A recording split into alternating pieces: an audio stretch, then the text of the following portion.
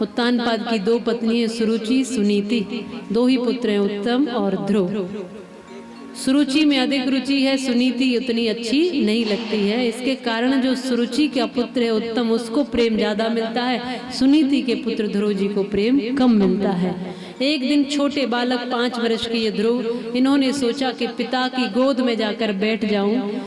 इस बालक का मन किया कि उत्तम को इतना प्रेम मिलता है तो मुझे भी मिलना चाहिए। जब गोद में बैठने लगा तो इसकी विमाता ने आकर हाथ पकड़कर उतार दिया और कहा, जाओ जाकर भजन करो, भगवान को मनाओ, और जब वो मान जाएं तो कहना कि अगली बार मेरी कोख से जन्म लेकर आना, तब जाकर इस पिता की गोद में बैठने का अधिकारी होगा। ये रोता हुआ बालक माँ के पास आया। माँ सुनीति से कहा, माँ विमाता ने, जो दूसरी माता है, उसने मुझे पिता की गोद में नहीं बैठने दिया। सारी बात बताई। सब सुनकर के माँ सुनीति जो है कहती है, पुत्र वो भी तेरी माँ ही है और मुझसे भी अच्छी है, क्योंकि जो बात मैं तुझे नहीं बता पाई वो उस माँ ने बता दी।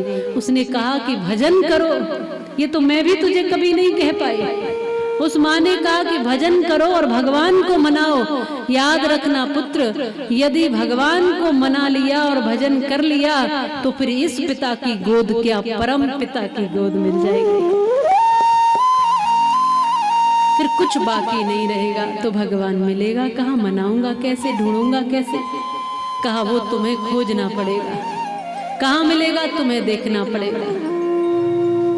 खोज तुम्हारी होगी, क्योंकि वो तो सब जगह है, हरि व्यापक सर्वत्र समाना, और प्रेम ते प्रकट होय में जाना। वो तो सब जगह एक ही जैसा है, समान रूप से, पर ये तुम्हें खोजना है कि वो कहाँ प्रकट होगा।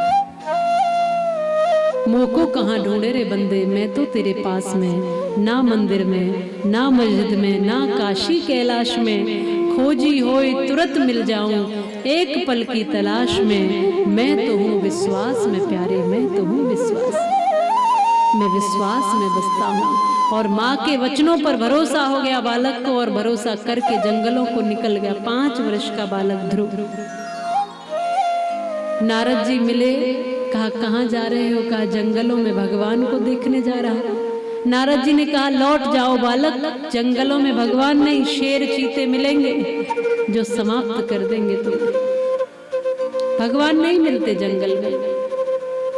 इस बालक ने कहा कि हे मुनि, ये तो मुझे पता नहीं है कि भगवान कहाँ मिलते हैं, पर माँ के वचनों पर भरोसा है कि वो मिलते जरूर हैं, वो मिलेंगे जरूर।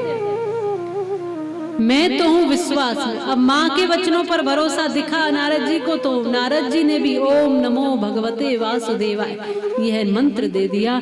जाओ जपो, और जपते जपते उसको प्राप्त कर लो। एकाग्र मन करके सब बाह्य झंझटों को छोड़कर भगवान में स्थिर करके मन को ओम नमो भगवते वासुदेवाय मंत्र का जाप करते हुए साक्षात भगवान को प्राप्त कर लिया। बोलिए ध्रुव जी महाराज की। और भगवान ने कहा कि मांगो, क्या मांगना चाहते हो? ध्रुव जी ने कहा कि बस आपको मांगना था, आप मिल गए, अब कुछ बचा ही नहीं है। आपको मांग लिया प्रभु। कहा इस धरती पर बहुत वर्षों तक रहोगे तो कुछ तो मांग लो। ध्रुव जी ने कहा कि प्रभु यदि देना ही चाहते हो तो सत्संगति दे देना, सत्संग दे देना। बाकी कोई साधन नहीं मांगा। क्या मांगा?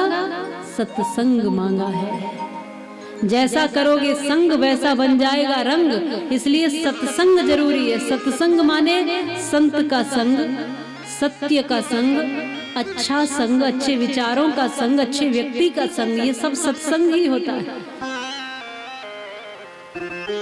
जब अच्छे लोगों का संग होगा तो अच्छा जीवन होगा। कहा सत्संग दे दो।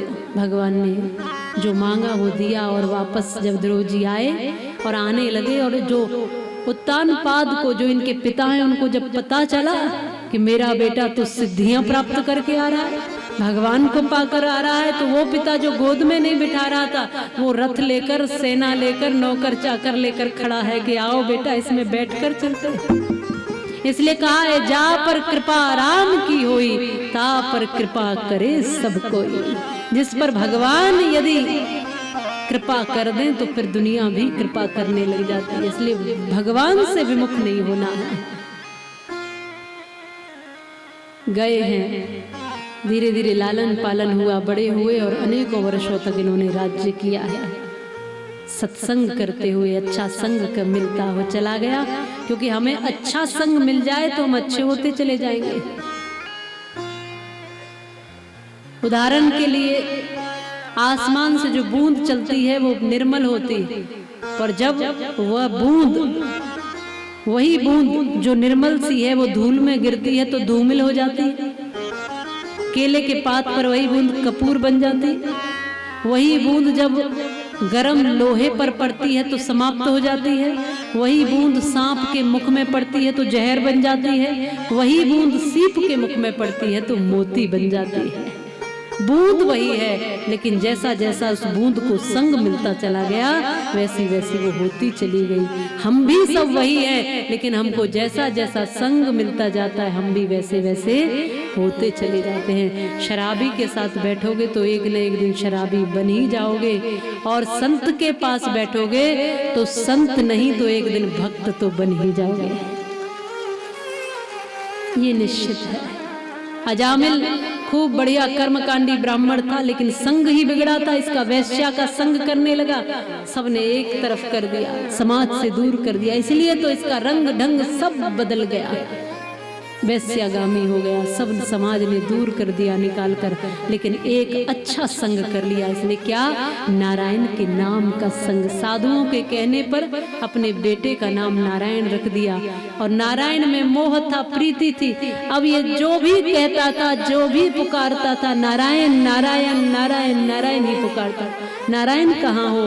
नारायण आ जाओ, नारायण भोजन कर लो, नारायण मेरे पास आओ, बस नारायण ही नारायण करता था। तो एक बुरा संग आपके जीवन को बिगाड़ सकता है, और एक अच्छा संग आपके जीवन का कल्याण कर सकता है। नारायण के नाम का संग कर लिया। नारायण का जब संग मिला तो निश्चित ऐसा हुआ कि इनका कल्याण हुआ। भगवान के नाम के सहारे जीवन को व्यवस्थित करते हुए अजामिल मुक्त हुए हैं। वैसे ही भक्त प्रहलाद जी की कथा आती है।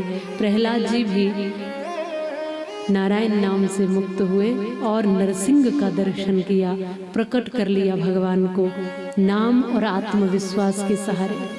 हमें भी भरोसा होना चाहिए। जब भगवान का भजन करते हैं, मंदिर जाते हैं, उसका जाप करते हैं, तो उस पर भरोसा भी पूरा पूरा होना ही चाहिए। नरसिंह भगवान का प्राकट्य हो गया इस भक्त प्रहलाद के कारण। तमाम कष्ट सहे, लेकिन उन कष्टों में भी एक खुशी थी कि भगवान के नाम का संग था, भरोसा था। तमाम कोड़े से मारा गया, विष दिया गया, ऊपर पहाड़ से फेंका गया, होलिका से जलवाया गया, सब कुछ कर लिया, फिर भी नारायण का नाम नहीं छोड़ा। हम तो थोड़े थोड़े स्वार्थ पर ईमान छोड़ देते हैं, भगवान की तो बात छोड़ो। भगवान को नहीं छोड़ा, हमको भी यही करना है। साथ और नाम भगवान का छोड़ना नहीं है। चाहे कष्ट आए, एक न एक दिन कष्ट चले भी जाएंगे, फिर से दिन अच्छे होंगे। इस भरोसे के साथ भगवान पर भरोसा करना ही पड़ेगा। इनके पुत्र आगे हुए हैं विरोचन, विरोचन के पुत्र हुए हैं फिर बलि, और बलि ने भी तीनों लोग जीते। अहंकार हो गया इनको। तब वामन भगवान अदिति के गर्भ से आकर प्रकट हुए और बलि के अहंकार को दूर करने के लिए 3 पग भूमि मांगी। 3 पग भूमि में संकल्प कर लिया है। 2 पग में ही भगवान ने विराट रूप बनाकर सब ले लिया। तीसरा पग बलि के सिर पर रखा और अहंकार दूर कर दिया है। सबके मालिक परमात्मा है। तीनों लोगों का विजेता कोई व्यक्ति नहीं होता, भगवान होता है। इस बात को समझ लीजिए। जो पहुंच मनुष्य की नहीं है, वो पहुंच परमात्मा की है। इसलिए तुझसे न सुलझे तेरे उलझे हुए धंधे, तो बांके बिहारी पे छोड़ दे बंदे। वही तेरी मुश्किल आसान करेंगे, और जो तू न कर सका वो तेरे श्याम करेंगे, घनश्याम करेंगे।